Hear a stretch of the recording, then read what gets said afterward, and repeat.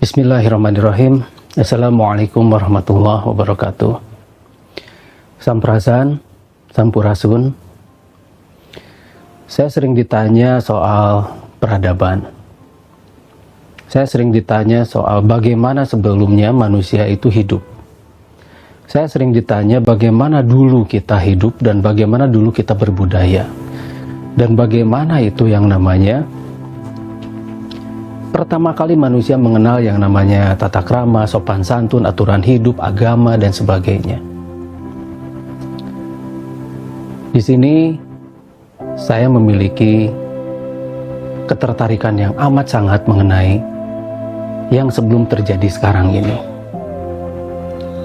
Ketertarikan ini sebetulnya ketertarikan dari seluruh umat manusia. Karena manusia sebelumnya itu diceritakan mengenai sebuah teori yang katanya manusia itu berasal dari kera, dan banyak orang yang percaya. Tapi terus terang, selama hidup saya sampai sekarang, saya tidak percaya bahwa manusia itu berasal dari kera. Kalau misalnya Anda percaya, silahkan, itu pilihan Anda. Tapi juga saya harus membuktikan bahwa manusia tidak berasal dari kera. Ada seorang ilmuwan yang mengatakan bahwa manusia itu adalah evolusi dari hewan berbulu yang sekarang dikenal dengan yang namanya monyet atau kera. Dan terus terang, saya benar-benar meragukan teori itu. Apabila kita berbicara mengenai teori tentang asal-usul manusia, berarti kita harus jauh melihat ke belakang. Asal-usul dari dunia itu sendiri, asal-usul bagaimana manusia itu mampu mengerjakan sesuatu, membuat sesuatu, berkarya dan bertahan hidup, dan bagaimana manusia itu mampu membuat adab dan akhirnya beradab, lalu akhirnya membangun sebuah peradaban. Banyak orang yang percaya bahwa peradaban masa lalu itu tidak primitif. Dan saya salah satu yang termasuk percaya bahwa masa lalu itu tidak seprimitif orang yang kira. Dan salah satu buktinya bahwa masa lalu itu tidak primitif dari berbagai macam penelitian yang kami lakukan, itu membuktikan bahwa masa lalu itu benar-benar sangat modern. Masa lalu itu sudah mengenal yang namanya anti-gravitasi. Masa lalu itu sudah mengenal yang namanya wimana. Wimana adalah alat untuk membuat manusia itu mampu menolak gravitasi bumi. Dan itu sudah dikenal. Hanya, mengapa itu tiba-tiba menjadi hilang? Seolah-olah itu tiba-tiba menjadi hilang. Dan ketika kita menelusuri peradaban dan sisa-sisa peradaban yang ada di Indonesia, kita akan menemui banyak sekali bangunan-bangunan yang sebetulnya terlihat seperti gunung. Terlihat seperti itu alami, padahal itu tidak alami. Itu adalah bangunan yang dibuat oleh manusia. Bangunan yang dibuat oleh tangan-tangan yang memiliki peradaban yang sangat dahsyat dan luar biasa. Misalnya satu contoh ini di Gunung Padang misalnya. Kita tahu bahwa orang menyebut itu adalah Gunung Padang, tapi saya pribadi tidak menyebut itu adalah Gunung Padang. Saya menyebut itu adalah Gedung Padang, karena dari bentuk bangunan dan bentuk tumpukan batuan yang ada di sana itu semua adalah dibuat oleh manusia. Meskipun mungkin batuannya ada yang batuan alami, tapi saya yakin kandungan besi yang ada di batuan Gunung Padang ini sangat tinggi. Bahkan bisa mencapai 45% dari kandungan besi yang ada di batuan-batuan yang normal.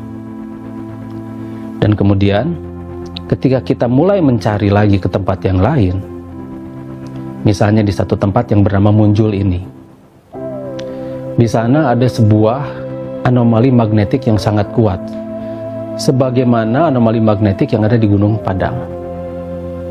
Itu benar-benar luar biasa, karena anomali ini membuktikan bahwa masa lalu itu tidak sesederhana yang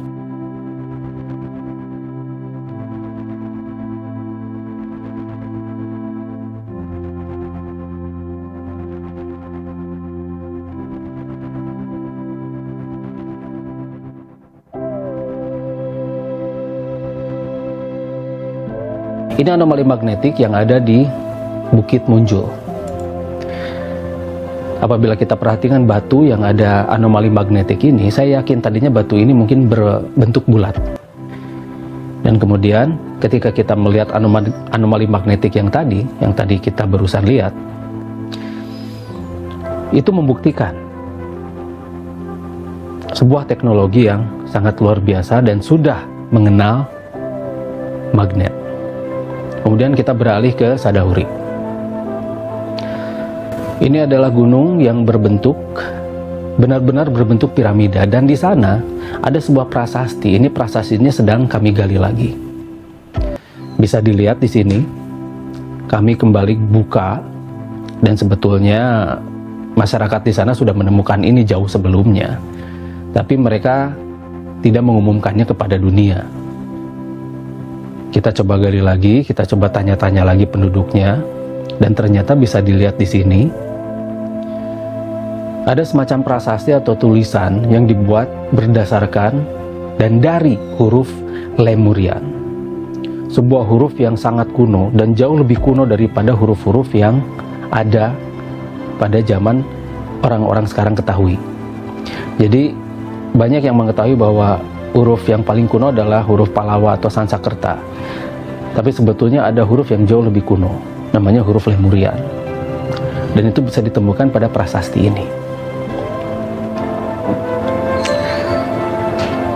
Huruf-huruf ini tadinya sangat jelas.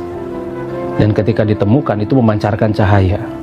Dan kemudian si pemancar cahaya itu, atau logam yang memancarkan cahaya berwarna keemasan, atau mungkin bisa dikatakan itu emas, itu dicungkili oleh penduduk itu, sehingga seperti ini jadinya. Dan kemudian kita terjemahkan ini, kemudian kita terjemahkan kitab dari batuan ini, kita terjemahkan huruf-huruf yang ada di sana, kita cut satu persatu yang diakurkan dengan huruf Lemurian yang sudah pernah saya perkenalkan sebelumnya, dan sudah pernah saya buat novelnya juga yang berjudul Arkitirema. Nah, ini seperti ini. Sama persis seperti huruf-huruf yang saya perkenalkan sebelumnya. Seperti A, N, J, dan ada kaligrafi dari huruf Lemurian pun, itu semua persis sama seperti yang saya perkenalkan sebelumnya kepada Anda. Dan saya buat sebuah novel yang berjudul Arkitirema. Sama persis, A-nya sama, N-nya sama, semuanya sama persis. Dan itu bisa dibaca menjadi Anjana. Dan huruf Lemurian pun mengenal yang namanya tumpukan huruf yang dikaligrafikan atau ditumpukan untuk menjadi seni. Dari satu batu itu bisa kita terjemahkan menjadi Anjana Gavida Hyangga, Avatara Maninggarungga, Sadubala Aryadumida, Zakala Madigwara Zena. Atau kalau diterjemahkan ke dalam bahasa Indonesia, Engkau adalah gerbang Sang Pencipta, pengendali alam keseluruhan jagad halus dan kasar, menyeimbangkan kehidupan alam semesta. Waktu akan menjadi anak yang penurut, atau menjadi anak penurut. Jadi ini artinya sangat